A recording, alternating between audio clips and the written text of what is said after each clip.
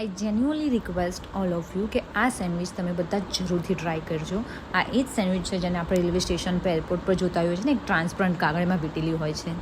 તો આ સેન્ડવિચ છે કોલેસ્લો, અને તમે કોલ સેન્ડવિચ પણ કહી શકીએ છીએ આપણે આને.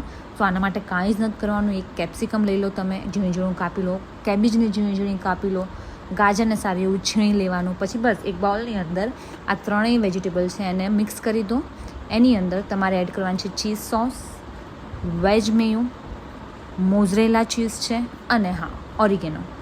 આ 4 વસ્તુ નાખીને વેજીટેબલ સાથે સારું એવું મિક્સ કરી દેવાનું. અને હા, બીજી મેઇન વાત એ છે કે આમાં ચીઝ સોસનું પ્રમાણ વધારે રાખવાનું. મોસ્ટલી આની જે ટેસ્ટ છે ચીઝ પર જ ડિપેન્ડ રહેશે. પછી તમે જે પણ બ્રેડ યુઝ કરતા હોય, અગર બ્રાઉન કરતા હોય તો બ્રાઉન, વ્હાઇટ બ્રેડ કરતા હોય તો વ્હાઇટ બ્રેડ લઈ લેવાની, બટર લગાવીને સારું એવું. પછી જે પણ તમે જે ઇન્ગ્રેડિયન્ટ મિક્સ કરેલું છે એને સારી રીતે સ્પ્રેડ કરી દેવાનું. હવે આ સેન્ડવિચની વેલિડિટી 1 દિવસ સુધીની રહેશે કે 2 દિવસ સુધી રહી શકે છે.